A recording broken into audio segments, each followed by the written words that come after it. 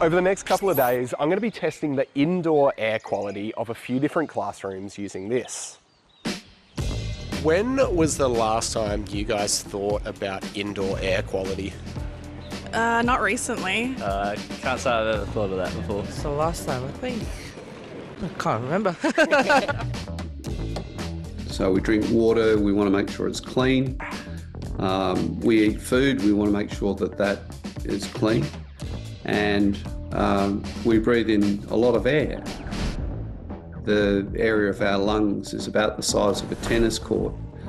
So every time we breathe in, anything that's in the air tends to end up sticking in our lungs for a short period of time at least, and sometimes for a lot longer. So it's important to make sure we breathe clean air. Whether it's elevated CO2 levels or tiny particles sticking around, dirty air damages our hearts, lungs and brains, lowering our cognition and helping to spread disease. Science shows that there's basically no system in our body, no organ, which is not affected by air pollution.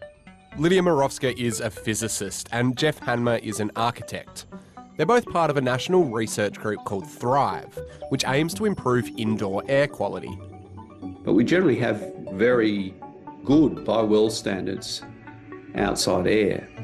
But indoor air is something that we've neglected for many years, and so sometimes our indoor air isn't that great. We've known this for a very long time, of impacts of air pollution, but we've been simply ignoring them for all kinds of reasons.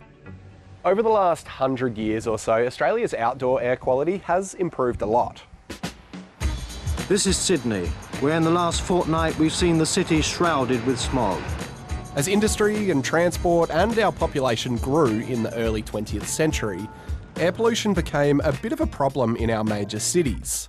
In another 30 years, Sydney and Melbourne will be choking in a deadly smog which withers, cripples and kills both plants and people. In response, state governments started monitoring outdoor air in the 70s and 80s. And in 1998, the federal government mandated national standards for outdoor air quality. Can give confidence to the Australian people that the air they breathe is safe.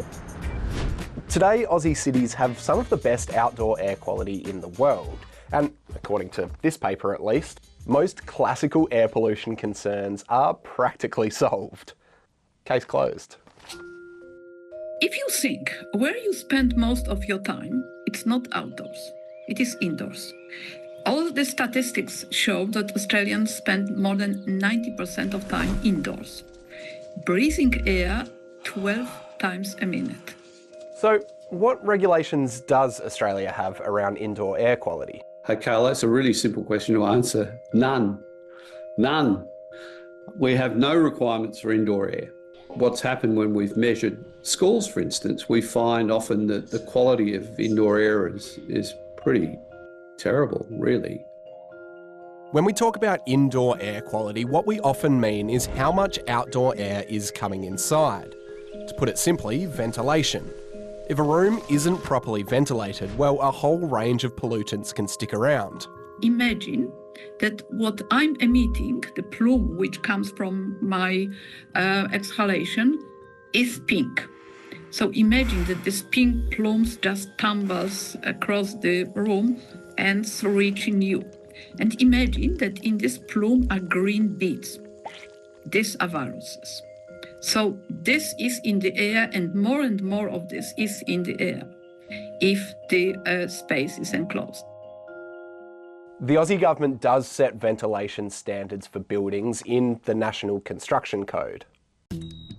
In here, it says all buildings must either be mechanically ventilated using an HVAC system or naturally ventilated, which means a room has windows that are at least 5% of the floor area and can be opened. In New South Wales, more than 98% of schools rely on windows to ventilate their classrooms. And it's a similar story across the country. Jeff says that's leading to pretty poor air quality in classrooms. Trying to get people to open windows in the middle of winter or the middle of summer, really hard to do. And in any case, with things like a school hall where you've got maybe 350 people packed into a small space, maybe more. The chance of any natural ventilation providing sufficient fresh air is nil. With no ventilation, the amount of carbon dioxide in the air goes up because we breathe out very concentrated carbon dioxide. And as the level of carbon dioxide goes up, above about 1,200 parts per million of carbon dioxide in the air, it starts to affect people's cognition, their capacity to understand things, and consequently their capacity to learn and participate in class. This machine tests the CO2 levels in the air, which is often used as an indicator for how good the air quality and ventilation of a room is. What carbon dioxide levels in a room show is the balance between the load, which is the people breathing out carbon dioxide, and the ventilation, which is getting rid of it. Outdoor CO2 levels tend to sit around 400 to 450 parts per million. According again to Australia's National Construction Code, indoor CO2 levels shouldn't go above 850 parts per million averaged over 8 hours. I ended up testing 3 different classrooms, one with a mechanical ventilation system installed last year, one with the door and a window open to outside air, and one with all the doors and windows closed. All the classrooms had at least 20 kids in them at any one time. The classroom with the ventilation system peaked at around 1,500 parts per million when I was setting it up, but then dropped and didn't go above 800. The classroom with a door and window open climbed up to around 2,000 parts per million and sat around there. And finally, the classroom with all of its windows closed reached 3,300 parts per million and was still going up. Studies have shown that cognitive function, basically how well our brains are working, can drop by up to 50% when CO2 levels climb above 1,500 parts per million. At this level, airborne diseases like COVID or the flu are much more likely to spread too, if someone in the room is already sick. If you have rotten ventilation, it's almost certainly going to cause a super spreader event if you have a disease in a classroom. During the second wave in Melbourne, we can see that the schools that were open, if they had poor ventilation, they tended to have super spreader events. According to a review commissioned for the Albanese government, Australia would find itself even less well prepared if another pandemic was to come along now. Recently, the Aussie government released a review on its response to COVID-19. Within it, it recognised that super spreader events were prevalent in environments with poor ventilation, with some advocating for an indoor air quality task force to give guidance on reforms. Earlier this year, Professor Morovska led a paper from a bunch of scientists around the world that called for mandated indoor air quality standards. No countries right now have what we say mandated indoor air quality standards. There are some countries which have standards, but the standards are not legislated. So it remains basically a piece of paper. In the blueprint, she recommends monitoring 3 pollutants: CO2 as a proxy for ventilation and infection transmission, particulate matter or PM 2.5, which are small particles that can get into our lungs and cause breathing issues, and carbon monoxide, which comes from combustion. All of these, Professor Morovska says, can be monitored with low-cost sensors. So we are not talking, as you can see, about monitoring of millions of pollutants. The number is small, but with the small number of pollutants, we can significantly improve air quality.